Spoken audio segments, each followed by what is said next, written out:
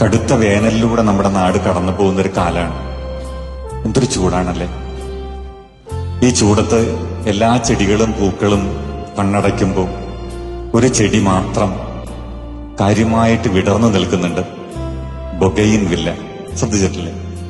ഇപ്പൊ നിറച്ച് ബൊഗൈൻ വില്ല പൂക്കളുള്ളൊരു കാലാണ്.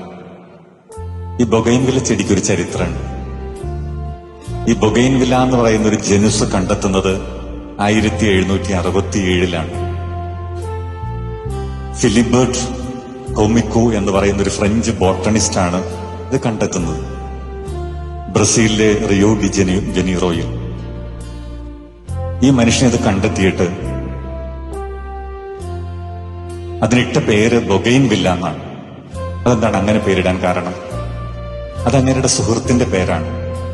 ലൂയി ദെ ബൊഗൈൻ വില്ല എന്നായിരുന്നു കൂട്ടുകാരന്റെ പേര്. ആ കൂട്ടുകാരന്റെ പേരാണ് ആ ചെടിക്കിട്ട് കൊടുത്തത്, സ്വന്തം പേരല്ല. ഒരുപക്ഷെ മനുഷ്യൻ ഭൂമിയിലുള്ളിടത്തോളം കാലം ഓർക്കുന്നത് ഈ ഫിലിബർട്ടിനെയല്ല, ബൊഗൈൻ വില്ലയാണ്. എത്ര വലിയ മനസ്സാണല്ലേ!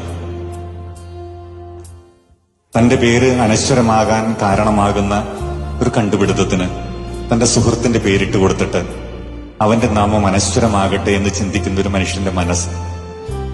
അതാണ് ബൊഗൈൻ വില്ല എന്ന് പറഞ്ഞ് നമ്മൾ ഇന്ന് കാണുന്ന ആ പൂക്കള്, ആ ചെടി. ഈ ചെടി നമ്മോട് പറയുന്നൊരു കാര്യമുണ്ട്. എന്നിട്ടത് എത്ര കടുത്ത വേനലിലും ചിരിച്ചു നിൽക്കാൻ പഠിക്കുക, എത്ര കടുത്ത നോവിലും നിവർന്നു നിൽക്കുക, ഏതു കടുത്ത വേദനയെയും അതിജീവിക്കുക, ഏതു സങ്കടകാലത്തിനപ്പുറത്തേക്കും പ്രതീക്ഷയോടെ മുന്നോട്ടു പോകാനാകുമെന്ന് മനുഷ്യരെ പഠിപ്പിക്കുക. മനുഷ്യര് പോലും വാടിക്കരിയുന്നൊരു കാലത്ത് ഈ ചെടി ഇങ്ങനെ നിറഞ്ഞ പൂക്കളുമായിട്ട് നിൽക്കുകയാണ്. നമ്മോട് പറയാനുണ്ട്, വാടരുത്. ജീവിതത്തിന്റെ പ്രാരാബ്ധങ്ങളിൽ, സഹനങ്ങളിൽ, പരീക്ഷണങ്ങളിൽ, സങ്കടങ്ങളിൽ, വേവുകളിൽ, നോവുകളിൽ വാടരുത്. ജീവിതത്തെ നേരിടണം, പുഷ്പിക്കണം, ചിരിക്കണം, നിവർന്നു നിൽക്കണം. നിറഞ്ഞ പുഞ്ചിരിയോടെ ഈ കനത്ത കാലത്തെ നേരിടണം. അപ്പോഴാണ് നമ്മുടെ ജീവിതത്തിന് കുറെ കൂടി മധുരമുണ്ടാവുക.